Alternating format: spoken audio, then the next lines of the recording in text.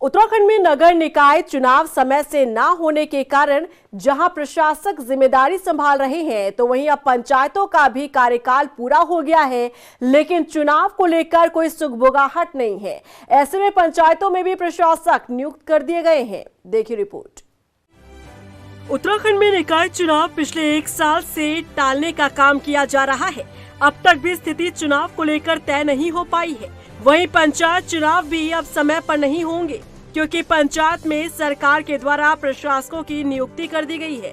हरिद्वार जिले को छोड़कर बाकी 12 जिलों में पंचायत में प्रशासक नियुक्त किए जाने का आदेश सरकार ने जारी कर दिया है, जिसे लेकर अब सियासत भी देखने को मिल रही है। कांग्रेस सवाल खड़े कर रही है कि सरकार समय पर ना तो निकाय चुनाव कर पाई और अब पंचायत चुनाव भी समय पर नहीं होंगे। बीजेपी सरकार को निकाय चुनाव और पंचायत चुनाव में हार का डर सता रहा है, इसीलिए चुनाव को बेवजह लटकाने का काम किया जा रहा है। अंधा बाटे रेवड़ी अपने अपने को देव। बीजेपी के मुंह में खून लग गया है। प्रशासक के तौर पर अपने पसंदीदा अधिकारी कर्मचारियों को बैठाया जाता है और अपने कार्यकर्ताओं के कामों को उनसे कराया जाता है इनके इन प्रक्रिया, और उसका लाभ वो आगे के चुनाव में लेना चाहते हैं। और ये बीजेपी की रणनीति है। बीजेपी का लोकतंत्र पर कोई भरोसा नहीं है।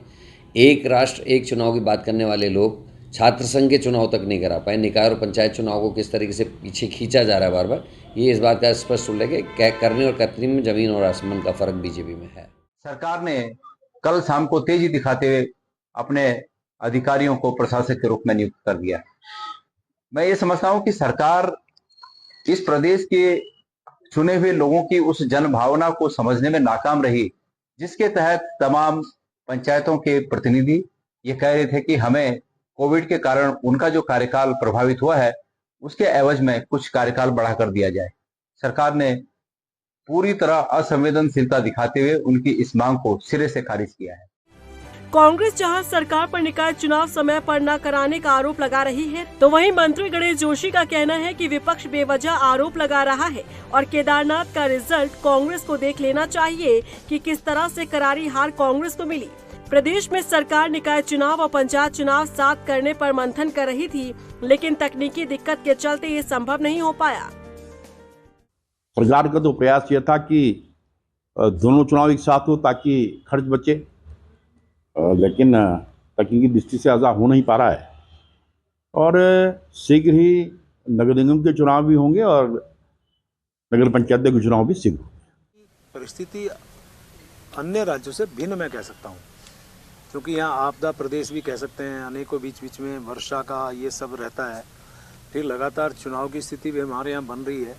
तो ऐसे जो परिस्थिति बनती है उसको लेके ही इस प्रकार की फिर जो निर्वाचित हमारी संस्थाएं हैं उनका कार्यकाल खत्म होता है, तो प्रशासकों को देना हमारी संवैधानिक बाध्यता बनती है।